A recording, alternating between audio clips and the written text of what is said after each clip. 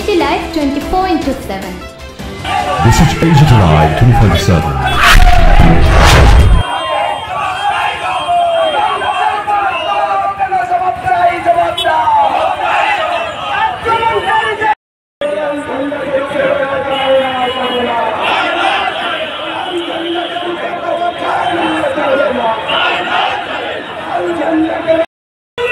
বর্বরোচিত ঘটনা এই সভ্য সমাজে কল্পনা করা যায় না।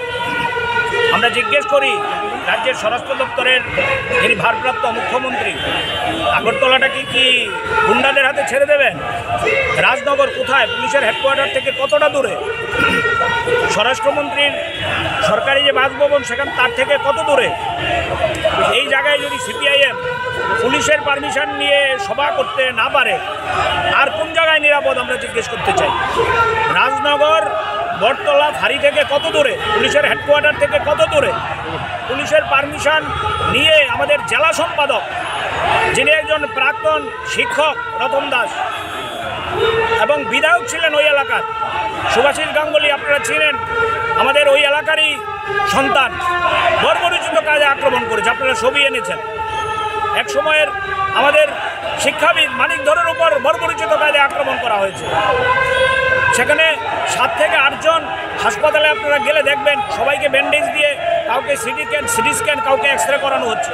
আমি এটা বলছি না, আমি বলছি কোন জায়গায় আছি আমরা। এটা ত্রিপুরা রাজ্যকে কোন জায়গায় নিয়ে যাওয়ার চেষ্টা হচ্ছে? ত্রিপুরা রাজ্য কি জঙ্গলরাজ যেটা বলে আমরা এই জঙ্গলরাজের হাতে ছেড়ে দেবেন? আমরা আজকে দেখছেন আপনারা স্বতঃস্ফূর্তভাবে আমাদের বন্ধুরা এসছেন, আমরা বিক্ষোভ দেখাচ্ছি থানার সামনে।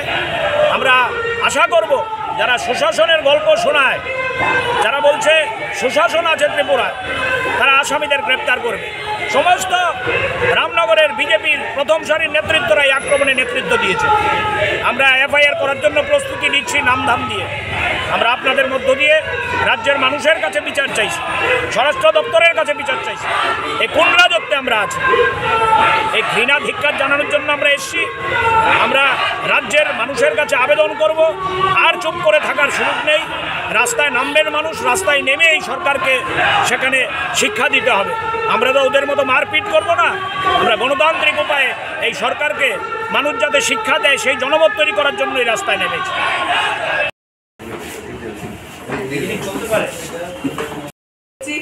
কারণ আমাদের পার্টির নির্দেশ, আইন আমরা হাতে নিই না।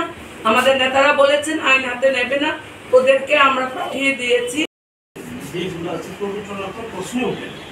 এটা আমাদের নির্ধারিত একটা স্ক্রিপ্ট না, সেখানে হঠাৎ করে দিয়ে এরকম গুন্ডারাকে আক্রমণ করে দিল।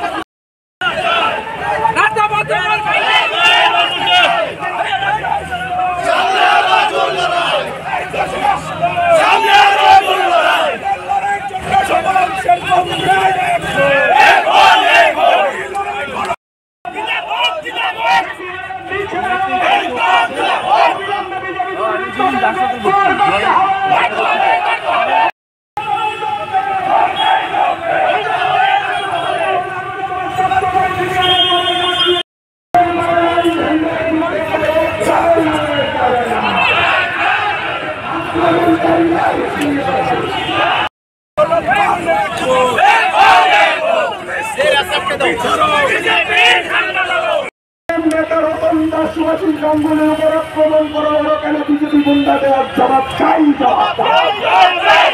এই জবাব তোমাদের দিতেই হবে। সিপিআইএম নেতৃত্বের উপর আক্রমণ, পুলিশ প্রশাসনের কোনো ভূমিকা নেই, কেন? জবাব চাই, জবাব চাই। ইনকলাব জিন্দাবাদ, ইনকলাব জিন্দাবাদ।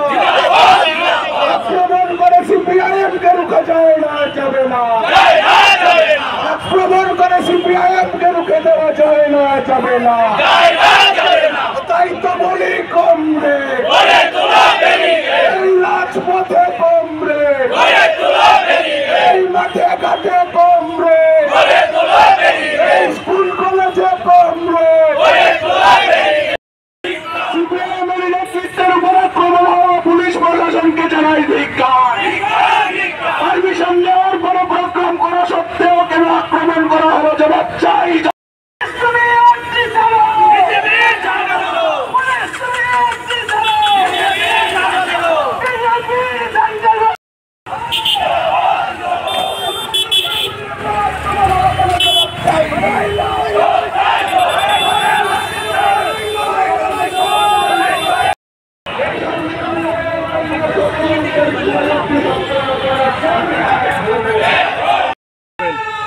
স্থানীয় সমস্যা নিয়ে জনগণের যে দুঃখ কষ্ট আছে এই সমস্যাগুলো নিয়ে আমাদের পার্টি ভারতের কমিউনিস্ট পার্টি মার্ক্সবাদীর উদ্যোগে জয়পুর এলাকায় এই যে বাঁধের উপর দিয়ে যে বর্ডারের আগে যে ব্রিজটা আছে ওই জায়গাতে সভা যখন সংগঠিত হচ্ছিল, মানুষের কাছে যখন বক্তব্য তুলে ধরছিলেন সিপিআইএমের নেতৃত্বরা, আমাদের সদর মহকুমা কমিটির প্রাক্তন সম্পাদক, বর্তমানে সিপিআইএম ত্রিপুরা রাজ্য কমিটির সদস্য কমরেড সুভাষিস গাঙ্গুলির আলোচনা শেষ হয়েছে।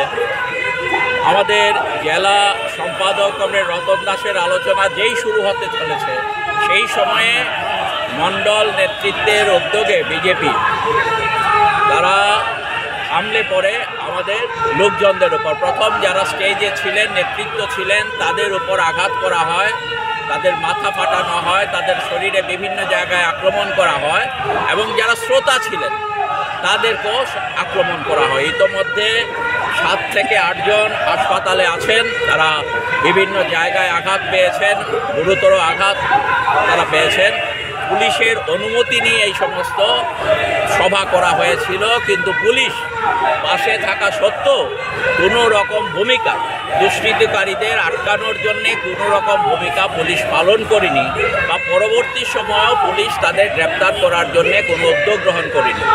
আমরা আজকে এখানে পশ্চিম থানায় আধিকারিকদের কাছে এটা জানাতে এসেছি যে যাতে দুষ্কৃতিকারীদের আজকের মধ্যেই গ্রেপ্তার করা হয়, তার জন্যে যাতে ব্যবস্থা গ্রহণ করা হয়। আপনার কাছে আমরা একটু জানতে চাইছি, আমরা তো কোনোদিন হিংসা করি না, আপনি জানেন কি বাকি আছে? আর জেলা সেক্রেটারি, রাজ্য কমিটির সদস্য মাইক খেয়া, মাথা ফাটাইয়া, পিঠ আপনি দেখলে আপনার চোখে জল, অস্বাভাবিক মশা, আপনারা কেন বুঝতে পারছি না, মশা এইসবের মানে যাতে সরকার সেদিকে নজর দেয়। কিন্তু আমরা আপনাদের সাথে কোঅপারেশন করছি না। একটা ইনসিডেন্ট আছে, আপনি জানেন, আপনি এই জায়গায় আইছেন, এর আগে যারা আছে আপনার। আচ্ছা, এক মিনিট স্যার, পারমিশন আমরা তর্কের খাতিরে যদি ধরেও নেই পারমিশন নেই, তার জন্য মারবে না। এই যে আপনার পারমিশন নিছে, এই যে রাস্তা অবরোধ হচ্ছে, তো পারমিশন নিয়েছে, পারমিশন তো নেয়নি। তাহলে আপনার ভূমিকাটা কি থাকবে? আপনি বলেন, এবার আমরা শুনি। যেভাবে করা হলো, যখন যেভাবে করা, আমরা এইভাবে কোঅপারেশন করি। কি অন্যায় করলো রতন দাসের মতো লোক, যার শান্তিপ্রিয় লোক, যে প্রাক্তন শিক্ষক, একজন প্রাক্তন বিধায়ক ছিল এই এলাকার,